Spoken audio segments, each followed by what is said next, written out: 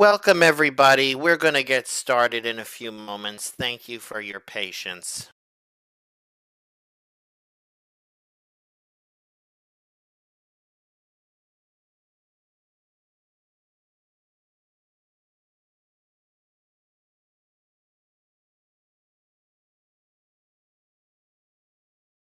While you're waiting, you might want to get your phones ready so that you can be privy to what we're doing. If you have downloaded iOS 18, you might want to think about doing that. You might want to think about getting ready. If you haven't downloaded iOS 18, you won't have time to do that just now, but you might as well try.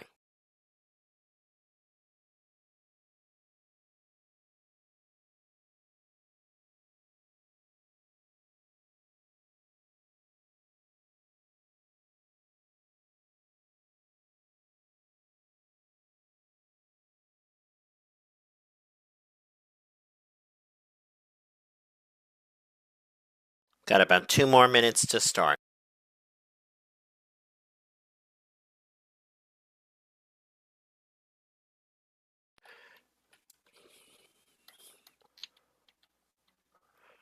Welcome. We will be starting in about a minute and a half.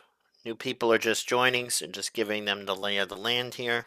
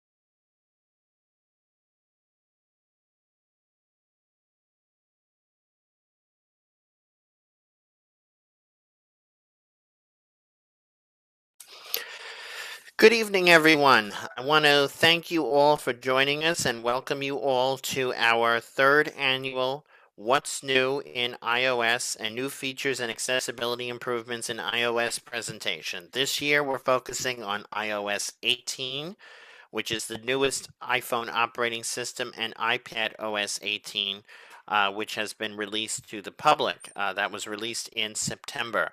So I want to thank all of you for joining us. I just want to go through a few housekeeping rules. First of all, my name is Brandon Heinrich. I am the chapter leader of Downstate New York Adapt and co-coordinator of the Transportation Equity Working Group and the Accessibility Working Group, two very important groups of Downstate New York Adapt. We are also represented by Southern Minnesota Adapt, and I'll get to that in a moment. Before we begin, I want to just, as I said, go through a little bit of housekeeping with each and every one of you. You're going to hear the Zoom dinging from time to time. Just try to ignore that as best you possibly can. If you, when you're coming in now, you're all muted upon entry. We ask that you stay muted unless you have questions for our presenter this evening. Again, please stay muted for the duration of the presentation until it comes time for questions, and then you're welcome to answer your questions. To unmute, if you're a JAWS user, you press Alt A. You do the same to mute once again. So you mute and unmute with Alt A. If you're a Mac user, it's Command Option A or Option A, I believe it is. To raise your hand, if you're a JAWS user, it's Alt Y. Option Y for Mac users. And on the phone, you just go to Reactions and you raise your hand that way. If you're on the phone, the regular telephone, to mute is *6. To unmute is *6 as well. To raise and lower your hand is *9.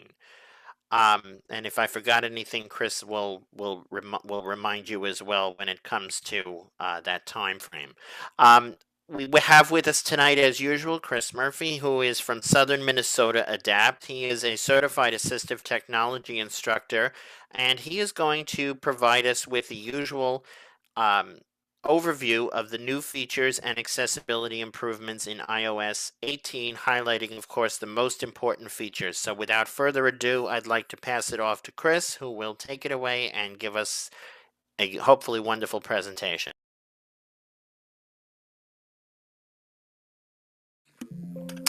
Well, good evening, Brandon. Thank you for allowing us to do this workshop. I think this is actually the third one we've done now. I think we started doing this with iOS 15. So welcome to the third annual New Features and Accessibility Improvements.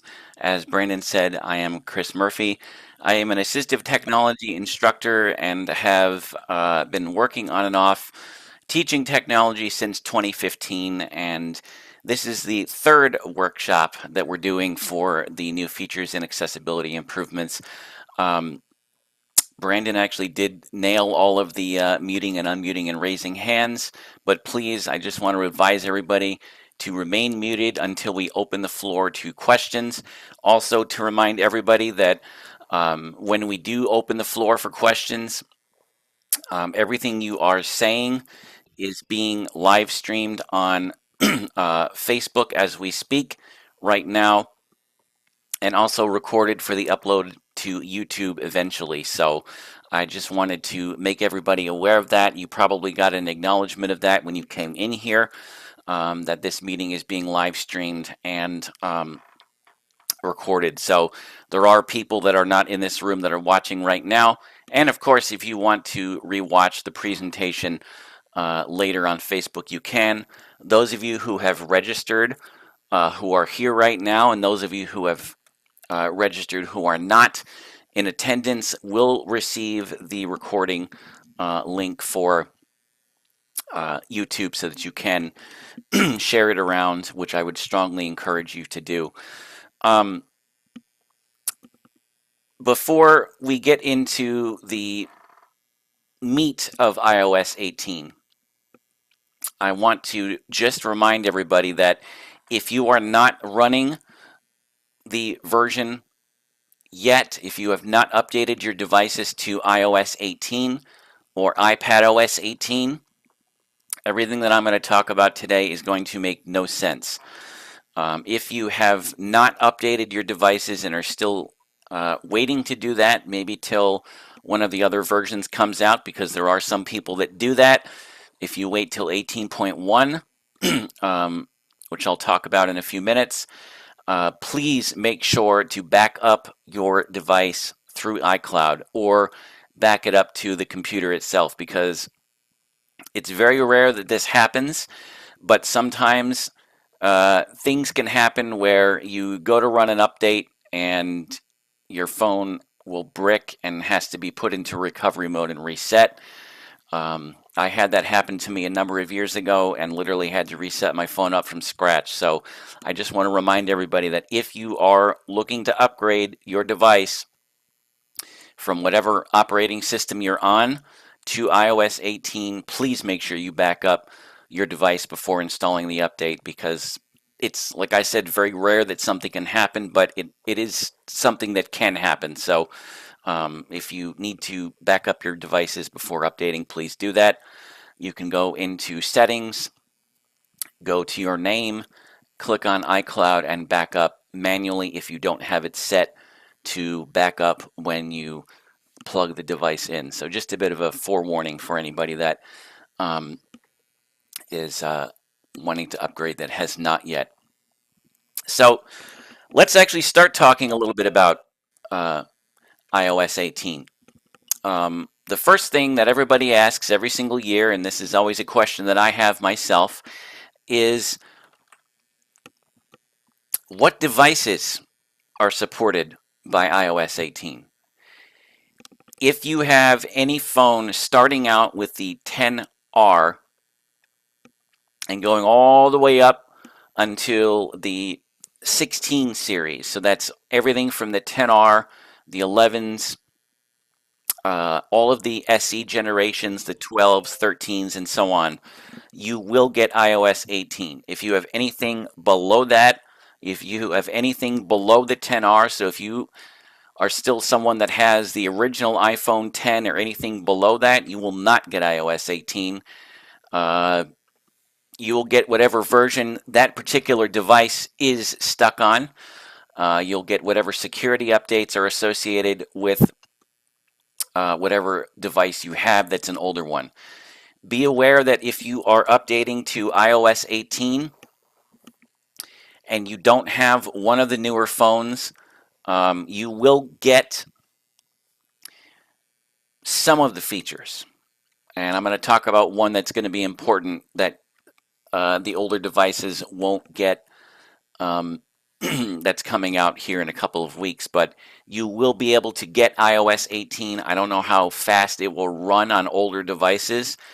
Many of the devices I have are new enough where it won't drag them down. But if you have any of the older phones, the 10 series, the 11 series, it may run a little bit slower. So, and probably the 12 series and possibly the 13. So, any of the older devices it may not run very fast on, but be aware that you can receive the update. You just might not be able to take advantage of some of the features that iOS 18 has to offer. So that's a little bit about the supported devices that are going to be able to actually support iOS 18. The next thing that I want to talk about is actually not out yet, and it's called Apple Intelligence. One of the things that they talked about during the WWDC conference, the Worldwide Developer Conference that they do every single year in June, is all about iOS 18 and its features. And one of the big ones that they have really promoted, and we don't have access to it right now, is Apple Intelligence. It will be coming out in 18.1, which I think is actually supposed to be released in a few weeks. I think it's supposed to be released towards the end of the month. What it's going to do is it's going to make things much more smarter for us. Siri will be able to do a lot more. It will be able to. Sorry, my phone thinks I'm talking to it. I apologize. So it thinks I'm talking to it, so I'm going to be very careful about what I say. But what it's going to do is it will actually be able to do a lot more. If you have something that you're trying to do in Notes or any other app, it will actually be able to perform a lot more tasks than it is right now. However, it's not out yet. The only devices right now that are supporting Apple Intelligence are the 15 series of iPhones and all of the 16 series of iPhones. So if you don't have one of those series of iPhones, you will not get the ability to use Apple Intelligence. Some of the other things that Apple Intelligence will also be implementing are smart replies in email. So it will anticipate some of the things that you want to say in email and try and kind of base a response on what you're looking for. It will also get to know your phone setup a little bit and the apps that you use most frequently and kind of give you suggestions on certain things that you can do. In Notes, you'll be able to write a note, for example, and rather than having to select all of the text to change it, if I wrote a note and misspelled a couple of words, for example, you could actually go to rewrite, and Apple Intelligence will be smart enough to actually fix the note pretty close to what you were trying to say. I believe it's also supposed to be integrated into messages and a whole host of other things, Safari. The list goes on, but unfortunately, because it's not out yet, I am not able to demonstrate that.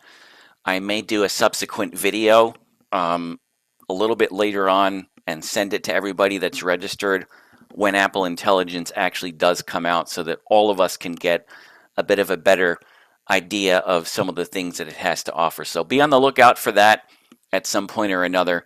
I do have a YouTube channel as well. So if you want to subscribe to that, I probably will do an update on that, or I will do a video and send the link to everybody that's registered here and also post it on social media. So there's an awful lot of other features with this update. And if we were to talk about all of them, we'd probably be here literally until midnight talking about them. So I picked probably the top 4 or 5 features that I think are extremely important that we all should know about. And there's a couple of them that actually deal with the Messages app that I want to talk about. For all of you that are running iOS 18 right now, you probably noticed that there is a bit of a difference in Messages and how it operates. I am going to mute myself for a second to try and find a conversation for you so I can demonstrate this a little bit, and I'll be right back.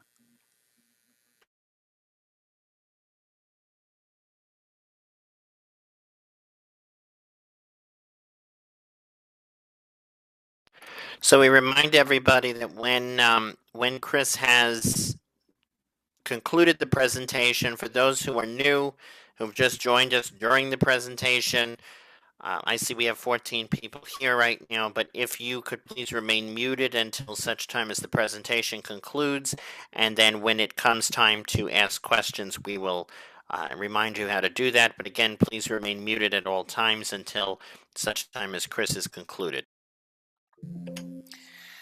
Thank you for the reminder. So I found a conversation that I would like to talk about now with the differences. So for those of you that are running iOS 18, you will notice this right off the bat. And I'm going to use VoiceOver so that you can hear exactly what it's saying. Hopefully all of you will be able to understand this. So I'm in an edit field right now of a text message. It's not an iMessage, but it's a text message because there's been a bit of a change here in how this works. So I'm going to have it read the fact that we're in the edit field now. Message text field is editing. Text message bullet RCS. Character mode. Insertion point at start. So that is a big change. In iOS 18, they introduced something called RCS messaging. And that is a very common form of messaging that is on Android phones that they actually implemented into iOS 18. And we're going to take a look at some of those settings probably in a few minutes. But what happens now is there's a few different things that become present. So if I flick to the left right now with VoiceOver, you're going to hear something that you don't normally hear in a regular message. You're going to hear VoiceOver say, apps, but messages, your text read, 3:20 p.m., space. So for a long time, we didn't know whether a text message was read or not. With RCS messaging, we can find out whether someone's read the message. However, if this is, of course, I'm sending this to an Android phone, so that's why it's coming up as an RCS message. But that was something that we didn't know for the longest time because most of the time we were sending messages in MMS. So we had no idea whether or not someone got our message. So now we can actually see if someone's read a message. If they have not read the message, in this case, this person has, it would say delivered, which means that it's reached their phone, but they haven't yet read it.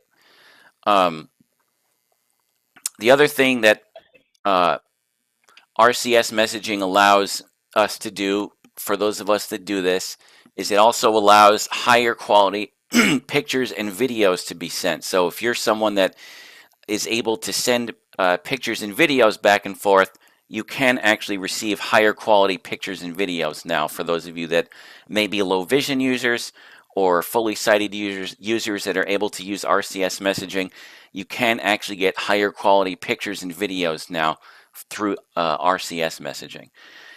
Another thing that RCS messaging allows us the ability to do is if the text conversation is open and someone's responding, it will actually say so and so is typing.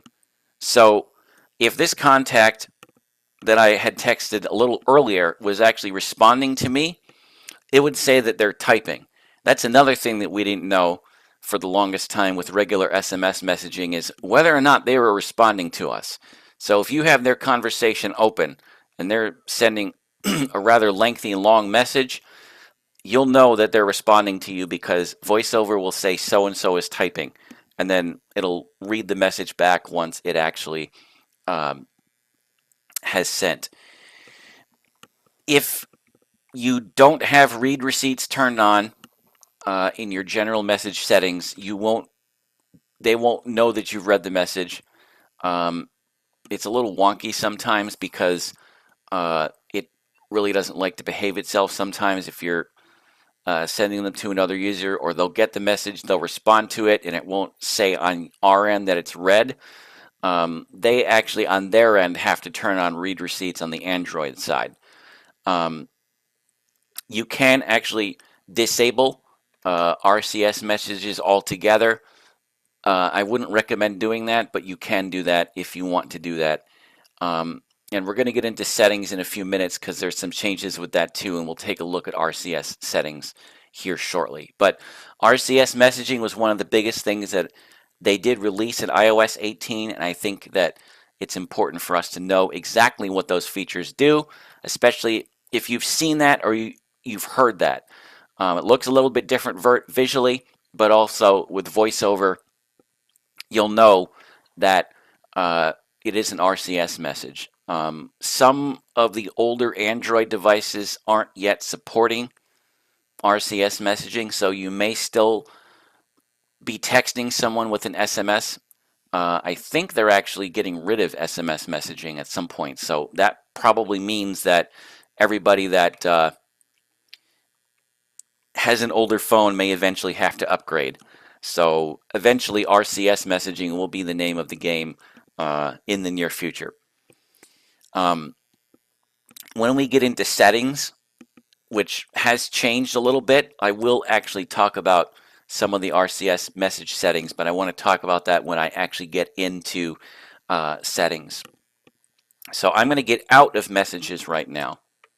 Hot doc messages. 4 unread messages. And I want Double tap to open. go into the phone app for a second, because there's some changes here too that I want to briefly talk about within the phone app. So I'm going to open up the phone app, Phone. and I'm double tapping on the phone app. Edit button. So if I flick to the right, Selected all button. we still have our usual options. Missed button. Recents. Heading. Search. But field. Double tap to edit. there's an addition here now. Swipe up or down to select a custom action. So then double tap to activate. if I double tap on search, Search field, it's space. I can enter, for example, an area code and click search, and it will pull up every single call that I've made with a certain area code. So let's use numbers 4, 5, 631. 3, 3, 1, 1. Search. So I'm going to search. 600 search results. Brandon Height. So Stephen Bartok 631. what it does is it pulls up every single call that you have made with a certain area code. So if you're looking for a number that you can't find in your recents list, which for some of us gets very long and cumbersome, you can actually search for something in here and make it a little bit easier. That's one of the things that they made. They changed the phone app. The rest of the phone app is the same, with the exception now of the search field. So if you're looking for an 800 number for Apple, or you're looking for another number that you cannot find, and you might remember, oh, it's we'll use 461 as an exchange, and it's the last four digits you can't remember. So here you could put 461 in the area code and the exchange in the search field, and it would be able to find all of that information for you. So it makes it a little easier to do that. But what it did here is it pulled up every single phone call that I've gotten with a 631 area code. I don't even know how many are in here, but it definitely pulled up quite a few of them. Cancel. So I'm going to go to cancel. Tab bar. Selected. Recents. Home. So the rest of the phone app is the same. Like I said, the other options there, you have voicemail, keypad, and the rest of them that still exist. That has not changed, but the biggest one update is search. So it makes it a little easier and streamlined for us to find something that we can't find. And it's, like I said, a bit of a pain in the neck for me even to look through my call log and figure out, okay, when did this number call me? Or I'm looking for this 800 number that called me 3 weeks ago. Where did it go? So that's the phone app, and it's a bit of a change. They may make some other changes to some of these as we go through with the update process. So just be aware of that. Some of the things may change a little bit. Some things may get a little bit easier to find. iOS 18 hasn't been out that long for public users yet. So there are still some, little bugs and things that are taking place right now that might be a little bit cumbersome and annoying to deal with. I want to take a look at the control center briefly, because there's been some changes there too. So I'm going to go to the status bar on my phone, and I'm going to do a 3-finger swipe up.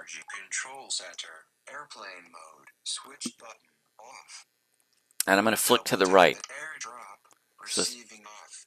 So some of these options are new, so I'm going to flick to the right. More controls. Double Wi-Fi. Switch button. Off. Cellular data. Switch button. On. Bluetooth. Off.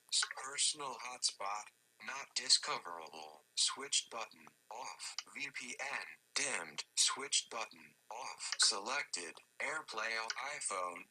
Not previous track. Play. Next track. Lock rotation. Screen mirroring. Brightness. Volume. Selected. Focus. Flashlight. Timer. Low power mode. Button. So there's a few other options in here. You can actually customize your control center a little bit more if you want to do that. 56% battery power. Dock. Messages. 4 unread messages. So my phone's on Do Not Disturb, otherwise we'd be getting flooded with notifications. So I don't have to actually take it off Do Not Disturb to demonstrate anything today, which is actually a good thing. There was a feature a couple of years ago, for those of you that have been attending these workshops for quite some time, where I actually had to, but in this case I don't. So now that we've talked about RCS messaging and the control center, I want to actually talk about another feature in the Messages app that unfortunately you can only do with iMessage, and if the person is running iOS 18. It is a feature that allows us the ability, finally, to schedule an iMessage to go out later on. And I'm going to mute myself again to find a conversation so that you don't have to hear my phone babble, but I'm going to actually find a conversation right now where we can do this so I can demonstrate this feature. So I will be back in one moment.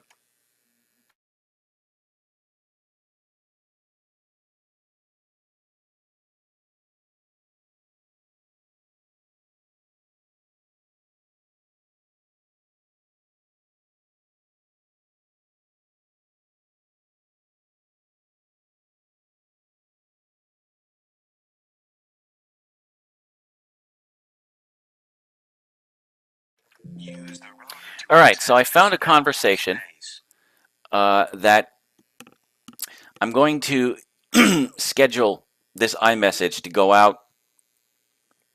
Let's say I don't want this person to read it right away. And Brandon, I'm using you as a demonstration subject, but this will only work if you are running iOS 18. If you're not running iOS 18, this is not going to work. So this is one of those exclusive features that you actually have to run the latest version of the operating system to get.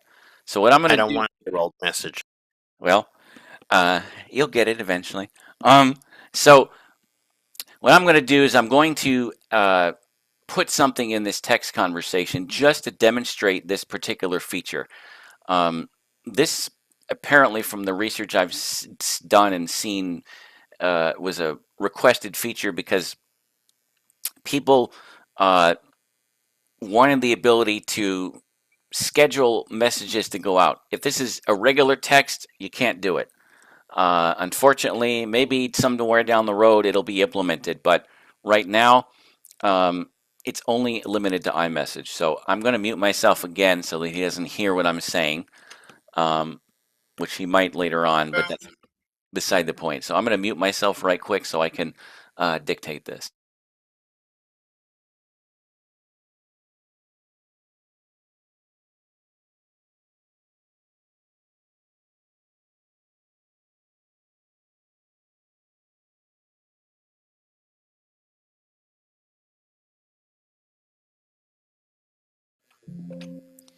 All right, so I've dictated some text into this message.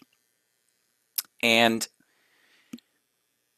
if you have your apps hidden, and we're going to find out how to do this in just a second when we flick to the left, but there is an app menu which you can hide on your phone if you choose to do it, where many of you probably have seen when you actually enable this to make it become visible again. There's certain apps like Apple Cache and a whole host of other things that you can actually hide. If you have this unhidden, you can actually do this a little bit differently, but because I have this hidden, I have to go do it a little bit differently. So I'm going to flick left. Numbers, delete, message, apps, button. I'm going to double tap on apps. Camera. And I'm going to go to, Camera. I'm flicking right. Photos, stick, Apple Audio, send later. So I'm going to double tap on send later. Then drag. Camera. So now what's going to happen is it's going to prompt me for a later time and date. FaceTime. Messages. Your iMessage. 9 o'clock. Selected. Pick her item.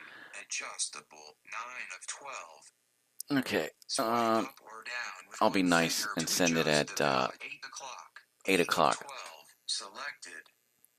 So you can actually schedule this. You don't have to do it for today. You can actually schedule this sometime in the future. Right now, it's set on the ability to schedule it right now, but we can actually change this to pick a date, I think 2 weeks out. 00 a.m. 8 o'clock. So I'm flicking to the Select left. Friday, October 11th. Pick her item. So Adjustable. what we can do Swipe up is or down. Send. Friday. we can figure out when we're going to send Pick this. her So item. Adjustable. tomorrow Swipe at 8 up or o'clock at down night, with one finger to adjust the value. probably 9 Eastern time is when this will actually come in. We can actually flick up and down and change this. So let's set it for Saturday, October 12th. so I'm flicking up and we're on Saturday, October 12th. We're going to select Sunday, October 13th. Sunday, October 13th. So if this was something that you wanted to send as a surprise, or you might not want someone to get it right away, this is a good feature. So we're actually going to schedule this to go out on purpose. So right now, this message won't be delivered for another day, 2 days. But that doesn't mean that it's going to get in the way of your ability to text anything else. 8 o'clock, 00 a.m., a.m., 08, Sunday, send, button. So we're going to hit send. Using iMessage, message, good, send message, set dictate, Sunday, 8 o'clock, dictate, Sunday, messages, your vertical app, Sunday, 8 a.m., button, message, send later, text field, 8 o'clock. All right, so pick her up message apps, Sunday, message, dictate, Sunday, 8 o'clock, messages, 8 o'clock, selected. I'm going to cancel this, but what would happen is he wouldn't get this for 2 days. So we're going to get out of here. But that's how you use that feature. I'm not going to actually go through with this because otherwise he's going to get it in 48 hours or a few days from now. But like I said, you can schedule messages in the future. However, if you don't have an iPhone and you're sending this to an Android user, you have to send it right then and there. Messages. Your iMessage verdict apps. Sunday. Message. Send later. Text field. Dictate. I'm going to close the app thing. Messages. Your iMessage apps. Message. Dictate. Sunday. Message. So I'm going to close this field because otherwise it's going to prompt us to send this later. So you can schedule messages for up to 2 weeks in advance. So if you wanted to surprise somebody for, I don't know, a birthday, or you didn't want them to see this until a specific day, that's how you can get around it. But, you have to be running iOS 18 in order for this to work. Let's now talk about the settings menu, because for those of you that are iPhone users and iPad users, the settings menu and the settings application is the main control center of your device. So that's where we go to change your voiceover settings, or change your date and time settings, or change anything that has to do with your phone. Well, one of the things that iOS 18 did was they redesigned the settings app a little bit. So, resulting in that, while you can still search for things, and that's another thing that Apple Intelligence will allow us the ability to do, is it'll allow us the ability to find specific things or figure out where things are with that person who I'm not going to mention its name because otherwise it will acknowledge it. You can do a little bit more searching within its settings as well. But like I said, I'm not going to say its name because if I do that, my phone's going to think I'm speaking to it. However, let's take a look at the settings menu because there have been some changes, and then we'll actually talk about some changes with VoiceOver too, because there's some cool things here that we can actually do now. So settings is already open. So I'm going to go to the app switcher. App switcher, messaging, phone, settings, heading. So I'm going to flick to the right. Search field. Double tap to edit. That hasn't changed. Up or down to select a custom action, then double tap to activate. However, where things have. So if I flick to the right, dictate, but Christopher Murphy, Apple account. So that's still the same. Button. So you see some of these things are in a bit of a different order as we flick to the right. Finish setting up to add Apple Care Plus coverage, but there are 54 days left. So it's telling me that there's some coverage that I can add. Airplane mode, switched button, off. So I'm flicking to the right. Wi-Fi, off. Bluetooth. Off. Cellular. Button. Personal hotspot. Battery. Button. We're going to go in here in just a second because there's a couple things that I want to talk about if you have an iPhone 16, and I believe it's also on the 15, but we'll get into that in a minute. General. Button. So General, if we double tap on General, Personal. General. General. Heading. and we flick to the right, Manage your overall setup and preferences for an iPhone, such as software updates, device language, CarPlay, AirDrop, and more. so it gives us a little bit of a hint as to what we can do in here. About. Button. So this hasn't changed. Just a bit of a location move down a little bit is what's happened. So we're going to go back out. Settings. Back settings. Heading. So if you are going back and need to get out of the settings menu or any area of the settings menu, the back button is on the top left-hand side of the screen. On the iPad, it's a bit of a different situation because it's split screen. So if you're using an iPad and you're in the settings menu, your settings menu is split in half. So one side's on the right side and then one side's on the left side. So you may see some different options on the right side, such as general and things like that. And on the left side, you may see some other options. So if you're using an iPad to do this right now, it'll be a little bit different rather than using an iPhone. So we're going to continue on, flicking to the right, Search. getting back to where we were. Accessibility.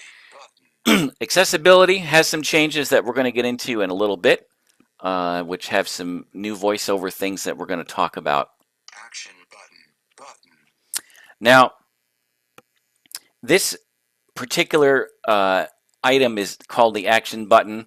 If you have an iPhone 15 or an iPhone 16, this would apply to you, but this is where you can change what your action button does. If you hold it in by default and you don't make any changes to this, it's only set to ring and vibrate mode, but you can actually customize it further.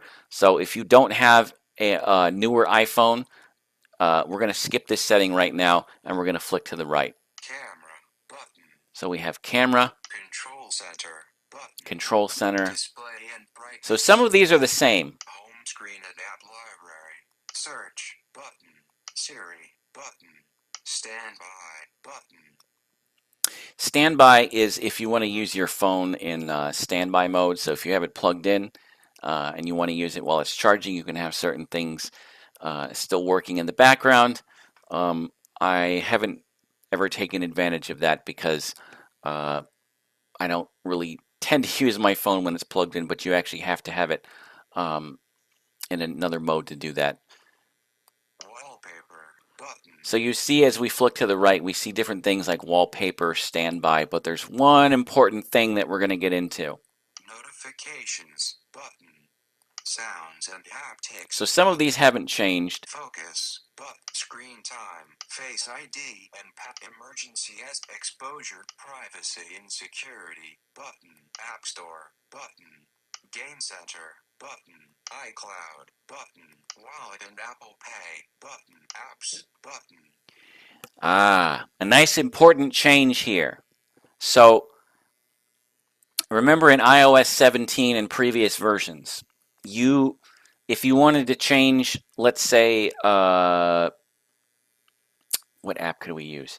If you wanted to change the settings for Facebook in previous versions of iOS, so if you're not yet running the newer version of iOS, you'll understand what I mean. But if you are running the newer version of iOS, this will make a little bit more sense. But in older versions of iOS, if you wanted to customize the settings for Facebook, you had to go all the way down and keep going all the way down in your settings menu to find Facebook and open up those settings. What they've done here is they've put all of your app settings in a specific category, which is called apps. So if we double tap on apps now, Apps. Button. Selected. Settings. Back button. and we flick to the right, Search. Search field. there's a search menu here. So if we don't know where something is, we can search for it. But if we continue to flick to the right, Dictate. Section index. Adjust the It's going to give us an alphabetized index of every single app that's on my phone. Amazon. Amazon Elect American, Amtrak, Apple Store, Assistant, Audio Gate, Cap, Bait, Backpack, Bard, Mo, Be My Eyes, Button. So if I double tap on Be My Eyes, which I'm going to do right now, Allow Be My Eyes to access. Heading. in here is where you can change those settings. So if you need to change the settings for a specific app, you have to go all the way down to where it says apps and open up that area of the settings menu, because I think I like this a lot better, because I think in the older versions of iOS, it actually made the settings menu a lot more cluttered. Now it's a little more simplified, but that's just something to get used to, because we had to do a lot of scrolling and finding and looking to try and find stuff. But remember, you always have the search field in this apps menu, but you also have the search field in the main settings menu as well. So we're going to back out of settings now. We're going to back out of the apps menu. Apps, back button, apps, back button, settings, back button. And we're going to go back again. Settings, heading. So we're going to take a look at battery before we get into accessibility. Because if you have an iPhone 16, I believe it's also on the 15 as well, they've changed the menu a little bit. So we're going to flick to the right till we get to battery.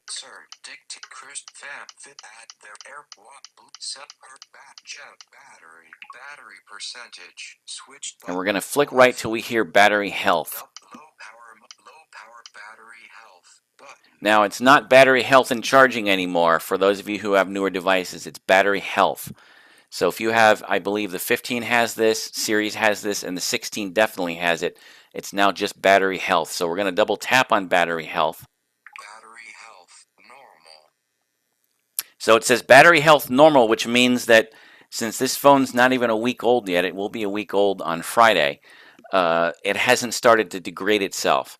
So we're going to flick to the right. This iPhone battery is performing as expected. I hope so, because otherwise there'd be a serious defect. Maximum capacity, 100%. So that's something we're used to seeing. So if we flick to the right again, this is a measure of battery capacity relative to when it was new. Lower capacity may result in fewer hours of usage between charges. if we flick to the right again. Cycle count, 3.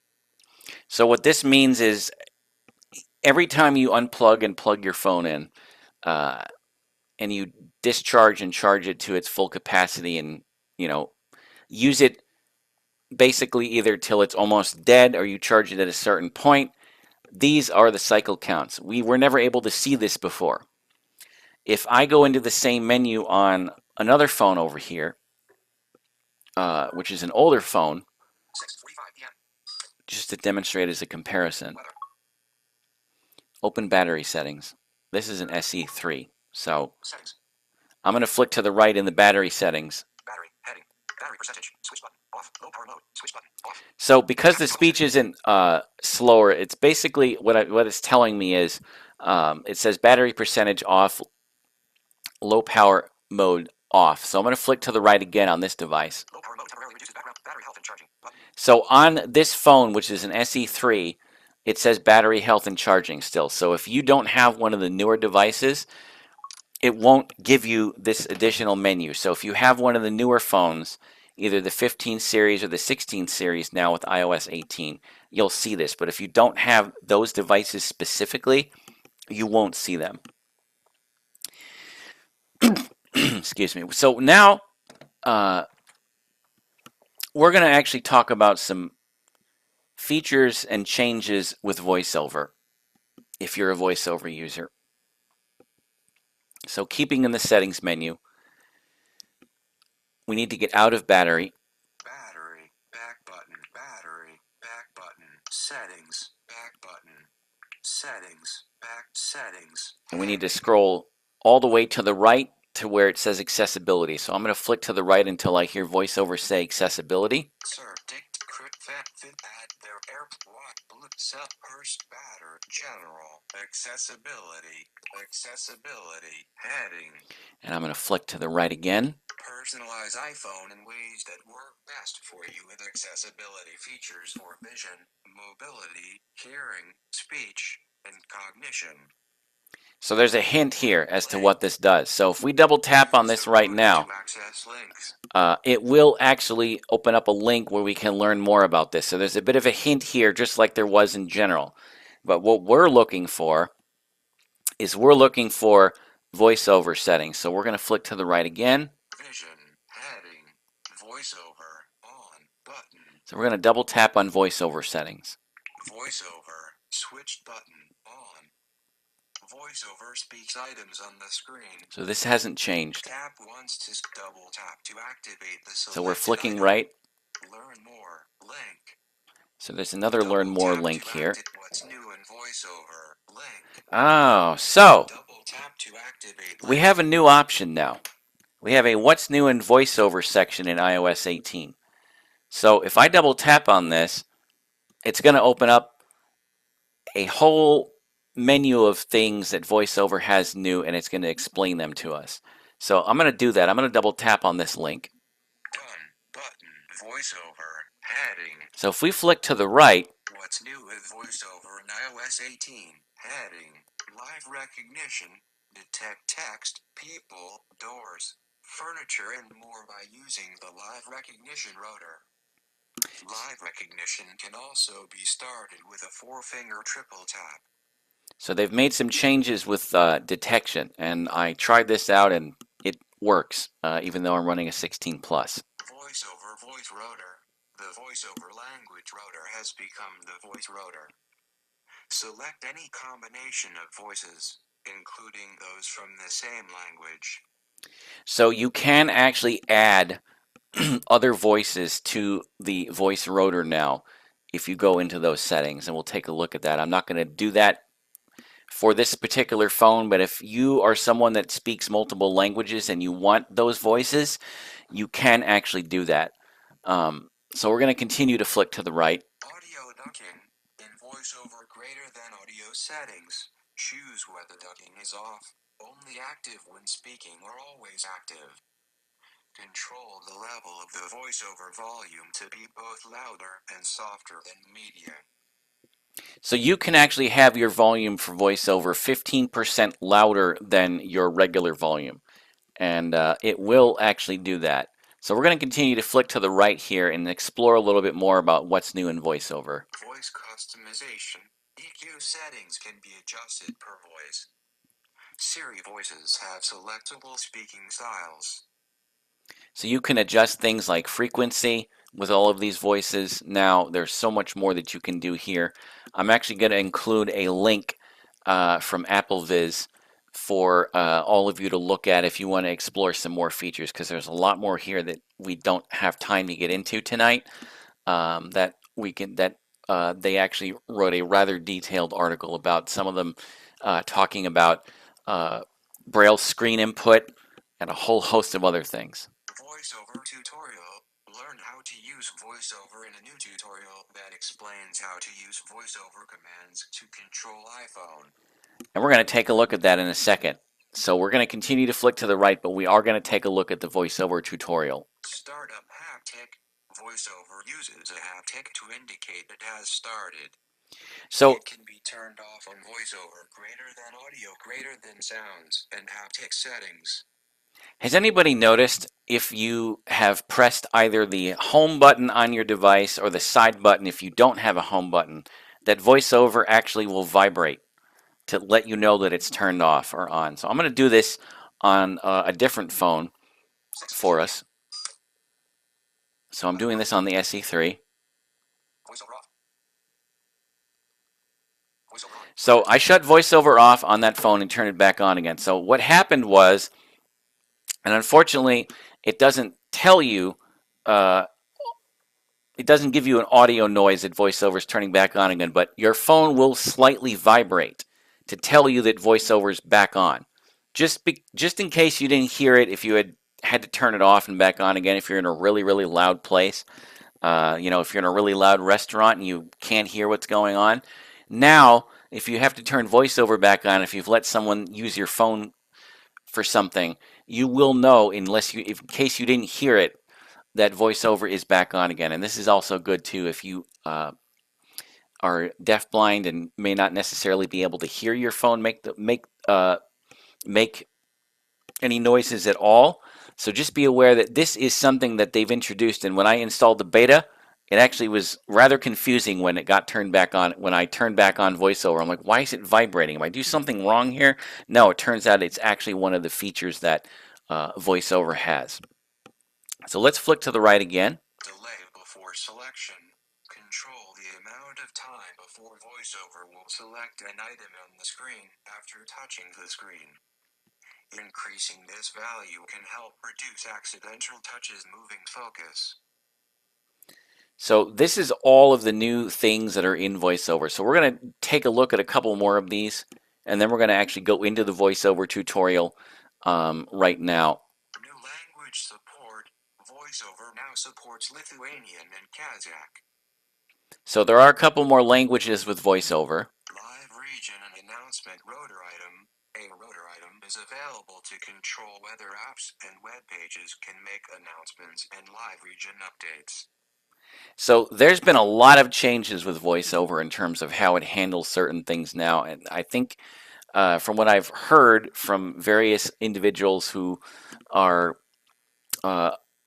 also blind iOS users who test this stuff on a regular basis, this is one of the biggest updates that we've seen in a really, really long time with VoiceOver in mind. What's new with Braille in iOS 18? So if we keep going down here, and I know we definitely want to enable some time for questions and stuff like that, we're going to continue to see more of what's new. There's more Braille options down here for those of you that use either Braille displays or if you use Braille screen input, where you can actually have the phone act like a Braille keyboard. Braille input and output. Change your Braille input and output set. Reconnect your Braille displays. Quickly reconnect your Braille displays by restarting VoiceOver or assigning a gesture to the Reconnect Braille Displays command. The Apple Viz article will actually talk about some of these features as well. So I will make sure that all of you have that link as a resource. It's very detailed. There's a lot more to this, and if we were to do all of this, we'd be here for quite a long time. So I want to talk about the VoiceOver tutorial now. So if you're a new VoiceOver user, prior to this, you really didn't have a way to learn some of the gestures. In iOS 18, and I actually played with this a few days ago, they actually introduced a tutorial that you can go through to learn some of the gestures, and we're going to take a bit of a look at that right now.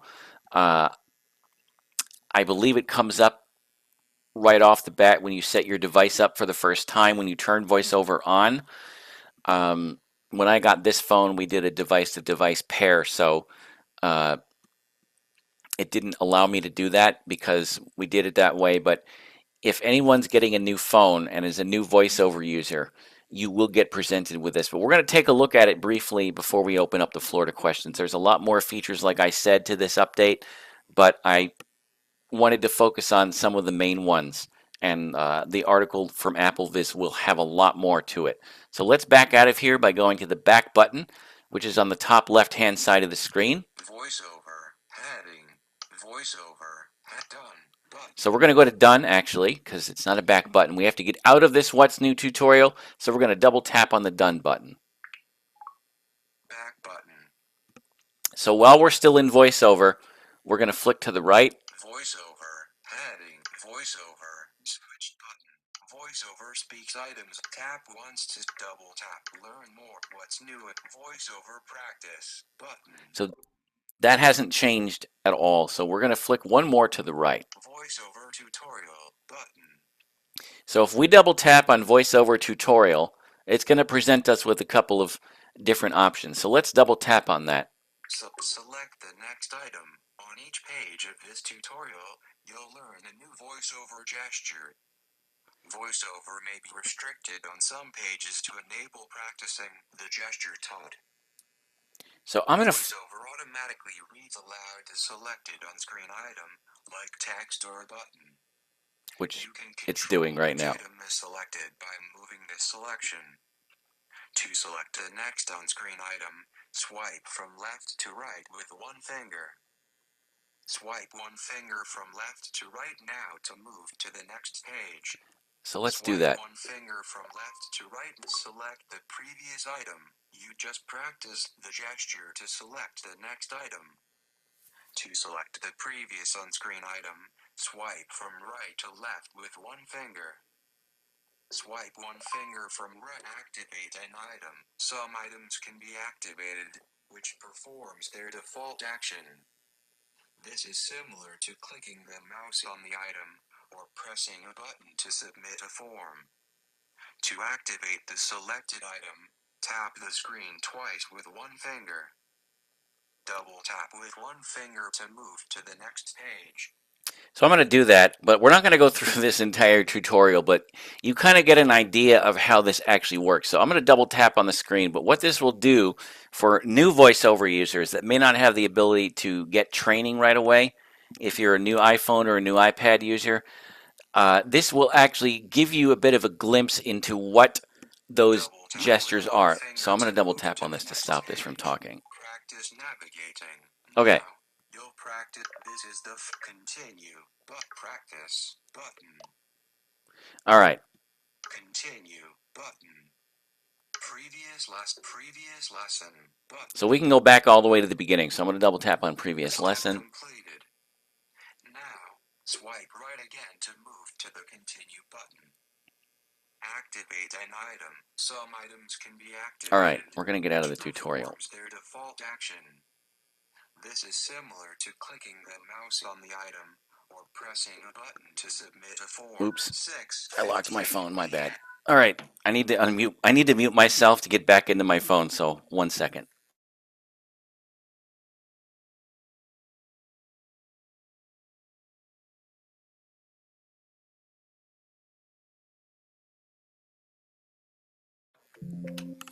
All right, so that is an overview of some of the accessibility features. There is a lot more here that we could go over, but we would be here for quite a while taking a look at all of this.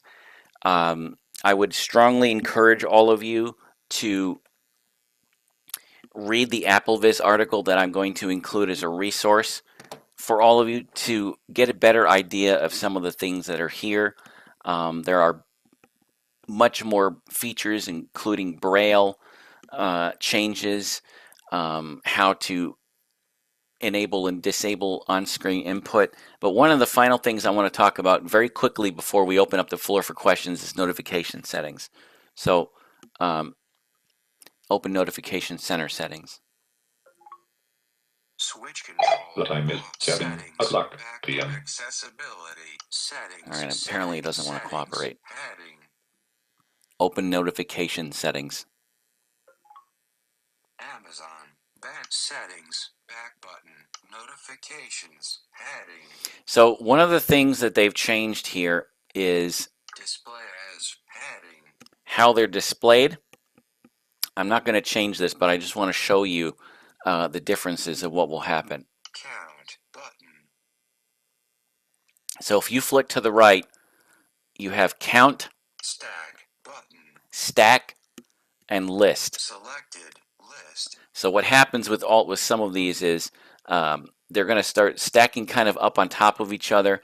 List means is that if you have 3 notifications from YouTube, for example, they will all be kind of in a line from going left to right. If you have stack, it'll tell you how many notifications. There was actually a bug with some of the older devices. My 14 Pro Max actually even still set in list. Still says collapse stack, which makes no sense, but I guess that's a problem with that device. And then count will tell you how many notifications you have from a specific app. So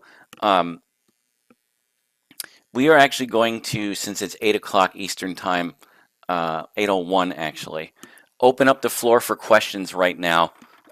If anyone has them, You are more than welcome to unmute yourselves at this time, but I would encourage you to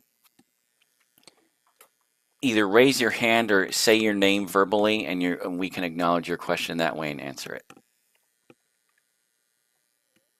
So does anybody have any questions on anything that's been So covered? just a reminder, for those using JAWS, you're going to use Alt-Y to raise and lower your hands. Option Y will raise and lower your hand on an a Mac computer. On your iPhone, go to the reactions and go to raise hand. If you're on the phone, which none of you are, it'd be *6 and *6 again to mute and unmute. And to raise and lower your hand would be *9. And to mute and unmute would be Alt-A for JAWS users, in case I didn't say that. You did. Anybody have any questions at all?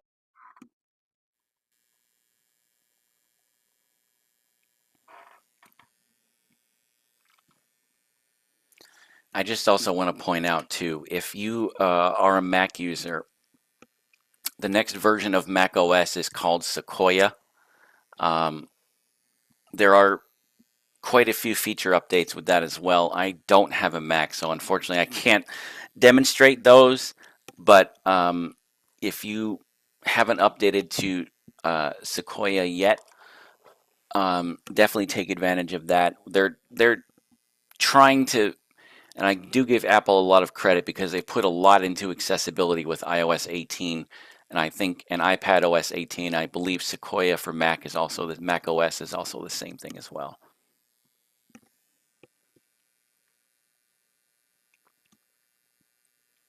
So does anybody have any questions?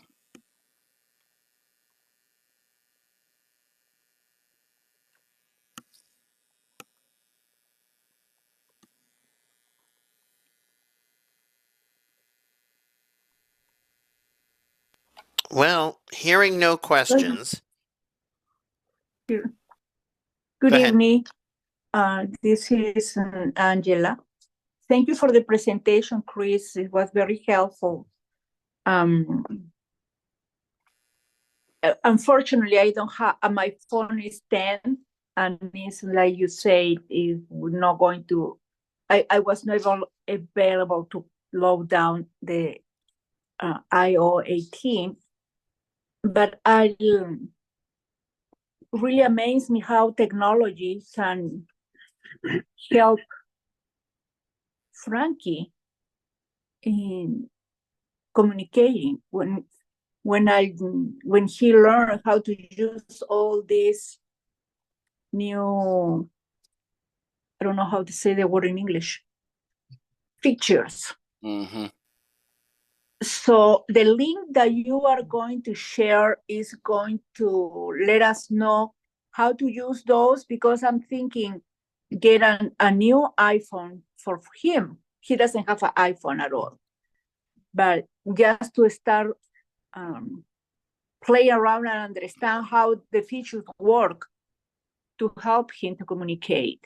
Is that information going to be in the link that you will share? The only thing it will talk about is the features, some of the ones that I've talked about today, but it'll also go into more depth about some of the other ones.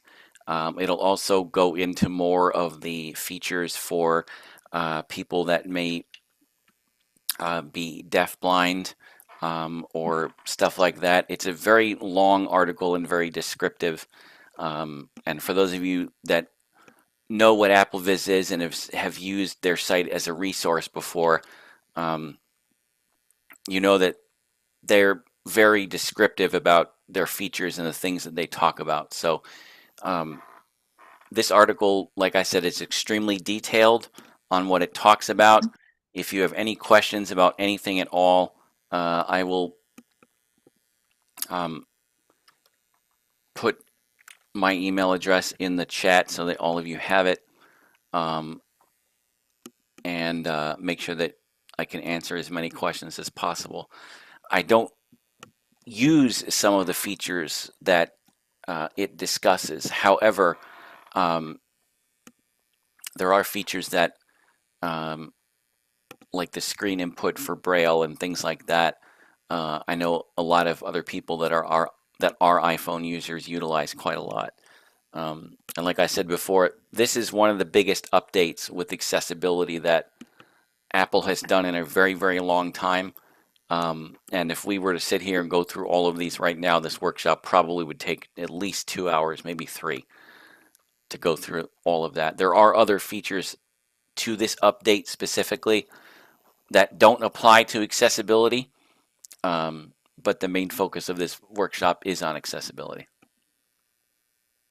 Chris, do you think, because I'm not tech savvy at all, do you think all that information and the link that you are going to share, can I will need to looking for kind of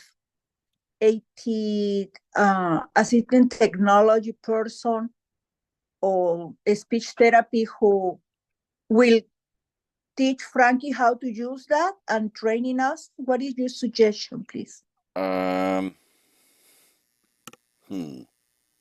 Angela, Apple has the classes They for do. people Yep. who need accessibility who need accessibility modifications. If you call your Apple store, your Yes. local They Apple can help you. store, they may be able to provide. They also have an accessibility center, like a disability center that could probably provide, but that's more for support. You could go to your Apple store and they may be able to um, help with something like that. Your local independent living center also may have technology, a technology program, or perhaps you might be able to go, like I said, you might be able to go to a center that would help with that sort of thing. I would. Kathy's hands up, but I would. Thank you I very much. I agree with Brandon. Either your ILC or going even to an Apple store and taking those courses. Kathy, go ahead. I don't know much about this, but what about I was thinking, I know I've heard about with my friend who is blind now. He's going, I know here in New York City, they have this thing called Visions that's like teaching him about technology. Is there something like, I don't know, because you live in Westchester, right? Yes. And yeah, so I don't know if there might be something up there. Or what about the Commission for the Blind? Do they have anything? And is that only for blind people? Or would it also apply to other people? I don't know. So, for in his case, because he has autism, Okay. he would have to go through something like that. He isn't Yep. blind. No. He has autism and he's nonverbal. So that would also be something that they would have to take into account when they're teaching him.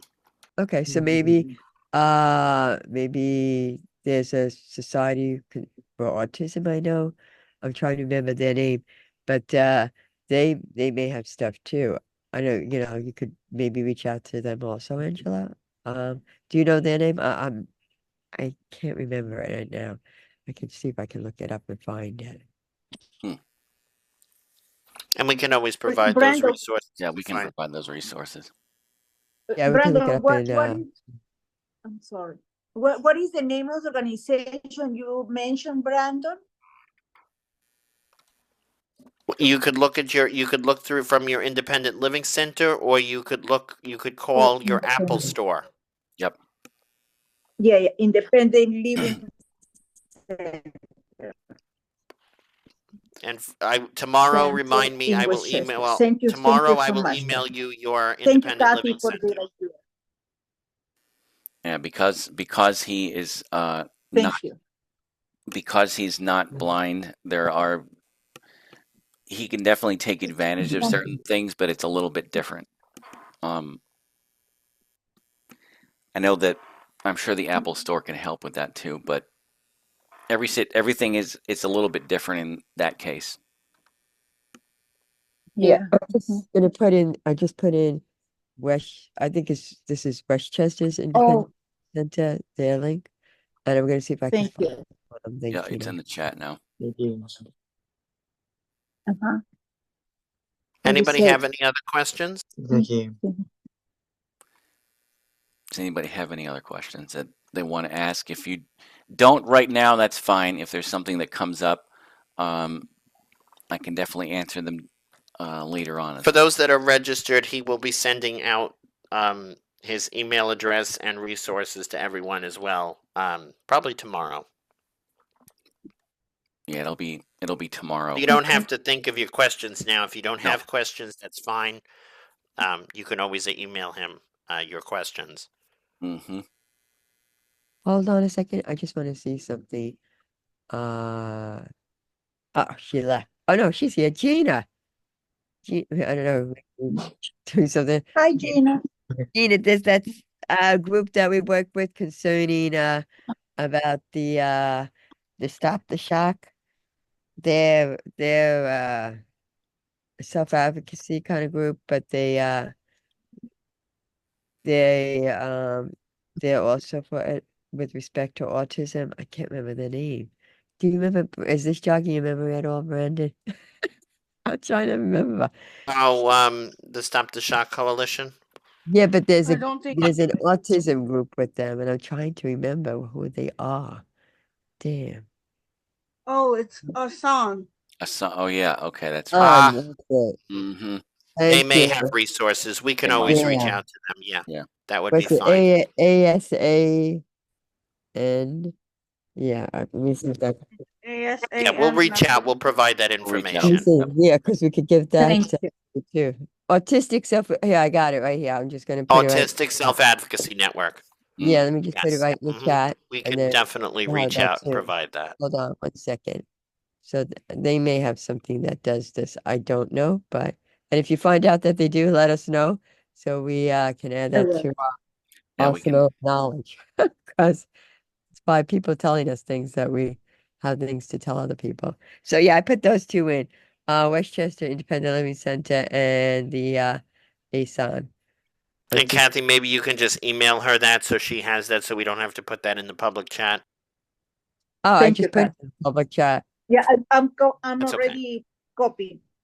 Are you Okay, copying it? great. You know how to I'm save it? copy and paste all of them. You, Yes, I you say. just hit the buttons and it saves it because we saved, you can save the chat here. Mhm.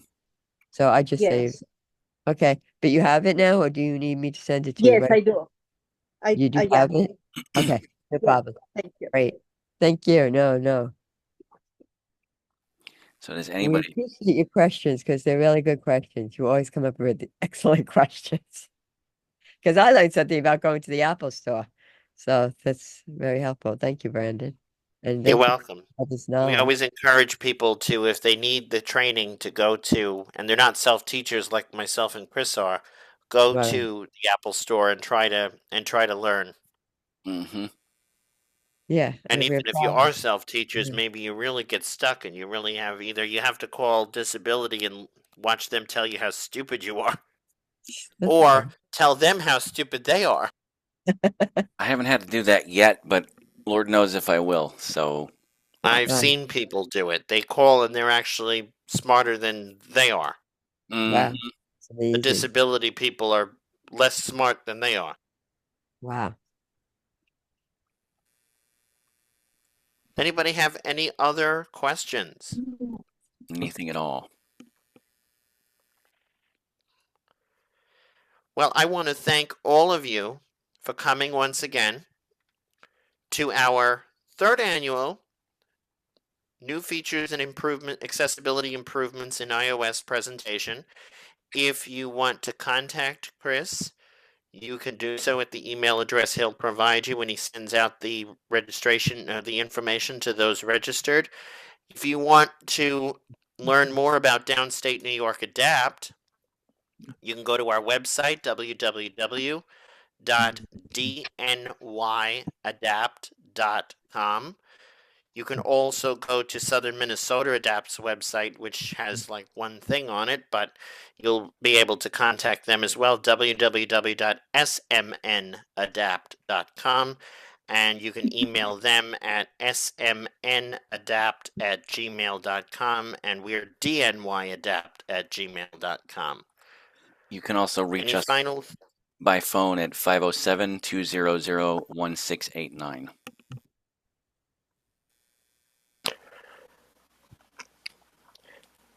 All right, everyone, have a 507, wonderful.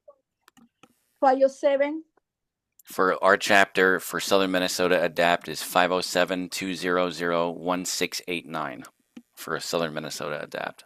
Minnesota. Thank you. All right, everyone. Have a wonderful evening. Thank you for coming once again, and we'll all be in touch. We hope to see you next Tuesday, the 15th, for our annual White Cane Day presentation. Thank you very much Bye. for Thank you. thank you very Have a very good much night, for all. coming, everybody. Bye, night. bye. Thank you. Bye, I Angela. definitely enjoyed it. Bye, everybody. Bye. Bye-bye. Thank you, Chris. Thank you, You're Brandon. welcome. Thank you. Thank you so much. You're welcome.